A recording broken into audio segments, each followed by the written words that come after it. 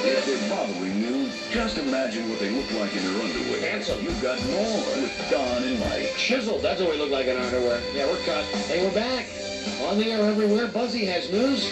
We'll make one of those wacky calls before we get out of here to somebody with a weird name. All right. But please, let me give you a real brief update on some of the items coming up here on the show in the next couple of weeks. I think you'll be into.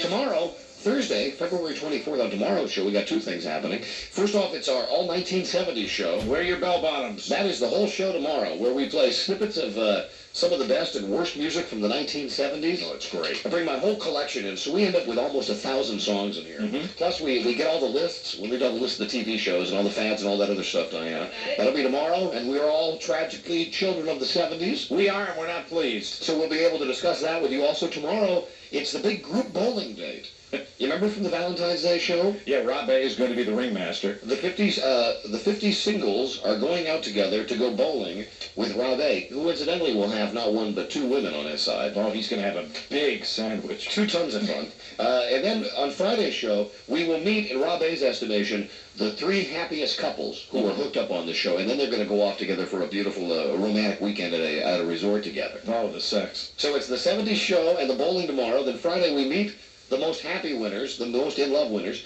Then moving on to Monday now of next week, it's live from Los Angeles as we broadcast live from the Warner Brothers closed set of the show Babylon 5. All right. We're going out to film our appearance on that show as aliens, and you will hear everything that happens. Unlike Briscoe County, where they didn't trust us enough to do the show from the set, the people at Babylon 5, they go, what the hell do we have to lose? Sure, bring them on. Yeah, when you listen to us on Monday, you might hear us sounding something like, okay, we are live from the set. Oh yeah, we're going to have the makeup, and they're going to make us into alien bad guys. ooh, good. And I think, if I'm not mistaken, someone told me we'll get to fire ray guns. Really? Wow. Oh, boy, that's exciting. You must be going nuts about this. I mean, this must be very exciting for you. Yes, I am, well, I'm trying to keep it under control. I noticed that. You don't seem to be showing it, but I know that this must be your dream come true. Well, yes, it is, Mike. Going out there, being on a spaceship show, getting to be made up like aliens. And wearing a uniform. Yeah, that'll be next Monday. Then on Thursday, March 3rd, our Las Vegas-style show returns to the greater Baltimore area.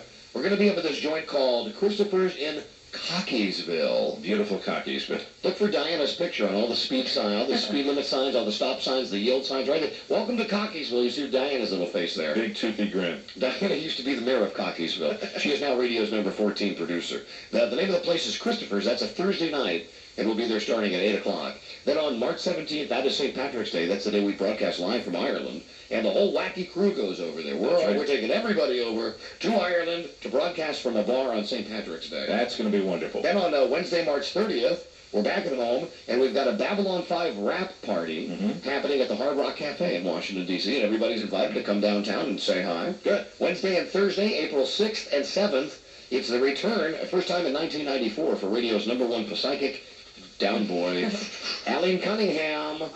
We've had a lot of people interested in it. Here are the dates, Wednesday and Thursday, April 6th and 7th. And then on Friday, April 8th, we kick off a month of festivities for the 2nd annual Don and Mike Bowl. Yeah, it's going to be a softball game this year. Yep, we're going to play softball against past and present NFL superstars. And probably get our butts kicked. Well, but we get to wear the uniforms, and we'll have it from a real-life minor league baseball stadium, and we're going to try to top last year's goal of raising $50,000 in this event for the kids in the Have a Heart campaign at Children's Hospital. And Rob A gets to frolic outdoors with Matt Elliott. So the kickoff date for that is Friday, April 7th, and we've got a whole lot of... Friday, April 8th, my mistake. We got a ton of stuff happening here, so stay tuned and rip the knob off, or whatever it is they tell you to do. And now with news, here is radio's Buzz Burbank. Quite a powerful man. Hi, Buzz. Hi, Don and Mike. It was a moment a lot of people had been waiting for. 6,000 people were gathered in the arena in Lillehammer today, and about 1 billion people were watching on TVs around the world.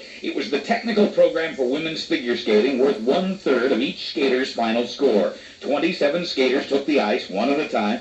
Tanya Harding was second. She faltered a bit, but finally regained her confidence. She says she knows it wasn't her best effort, but she says she's generally pleased with her performance. 24 skaters later, Nancy Kerrigan took the ice, looking tense and serious. And then with Tanya Harding watching, Nancy landed a triple combination jump that got her smiling and kept her smiling through what turned out to be a nearly perfect performance. Tanya Harding scored 10th place. Nancy Kerrigan came in first. The freestyle competition, worth 2/3 of each skater's score, is Friday. Let none of this overshadow the accomplishments of speed skater Bonnie Blair. She is now the most decorated American woman in Olympic history. She's won 6 medals, 5 of which are gold. On Wednesday, she won her latest gold by winning the women's 1,000-meter speed skating race. Who knows what damage it's done to our national security, and apparently 2 people have died because of it. But the White House says this week's big spy scandal will not affect the relationship between the U.S. and Russia. The White House says it also won't affect our plans to provide financial aid to the Russians. The U.S. has filed a formal protest with Russia, and the U.S. is still waiting to hear what they have to say for themselves. Secretary of State Warren Christopher says the U.S. will not put up with Cold War-type spy activity from the Russians, but he's also trying to be realistic. We don't have any illusions about the Russians. We understand that the intelligence service may have changed its name, but it's probably not changed its method of operation, so we need to be very vigilant.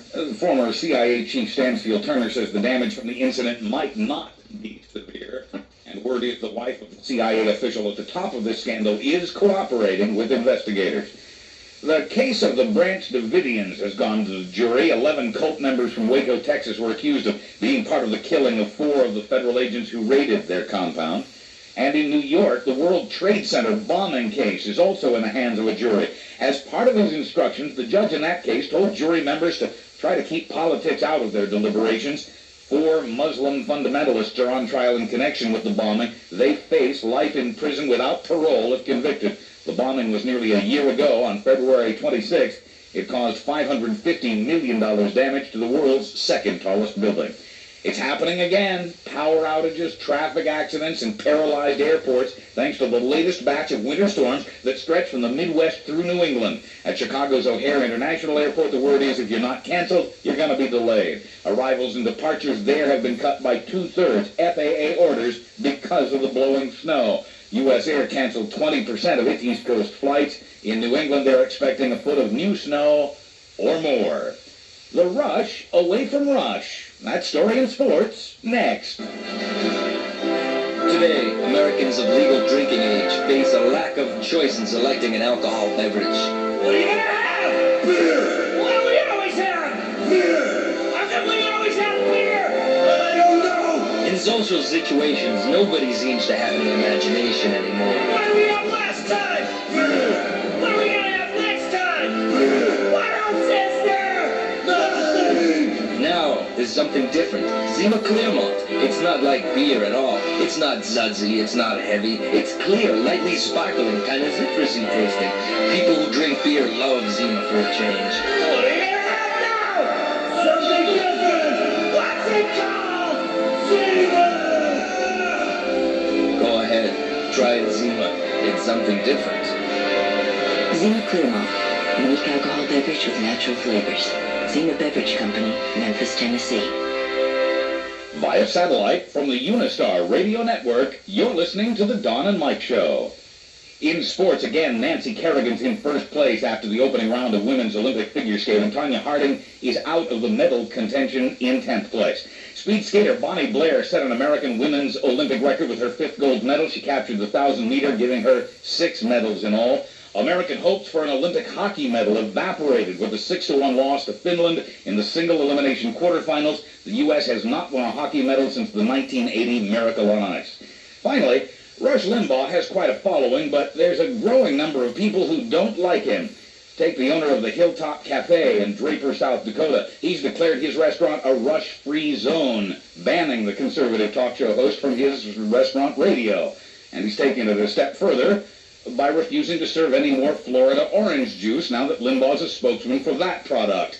Florida orange growers may have bitten off more than they can chew by choosing Rush as a spokesman. Speaking of biting off more than they can chew, how are Rush's hemorrhoids? I want to say they're ready to burst me in two. No. Give me a big, large glass of oranges because these hemorrhoids are driving me out of my mind. Thank you. They got to be like avocado size. No, they're larger than that. They're Larger? There's some Hawaiian coconut size hemorrhoids. Oh, wow. My goodness. Not dittos.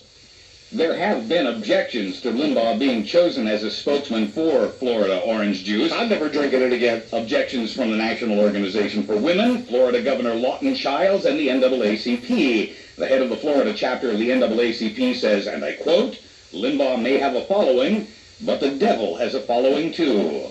Wah, wah, wah, wah. I'm Buzz Burbank on the Don and Mike Show. Oh, no. I gotta go. Hey, got a little treat for you, though, before we leave here today. All right. Hello?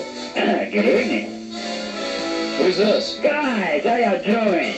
Do you remember this idiot from yesterday? Michael from Houston, Texas? Right. Yes. Hi, Mike. How y'all doing? Hi. I should have done this to you yesterday, son. I thought you. Yep. Okay. Just wanted to say him so you could all hear that happening. That was beautiful. Now, the other thing that I promised you before the end of the show here, we got the new list from the person of all the people with the wacky names. Yes, what person have you selected this evening? Well, now, I'm torn. I'm torn between a guy named Jesus Christ, a guy named Stinky, last name Stinky,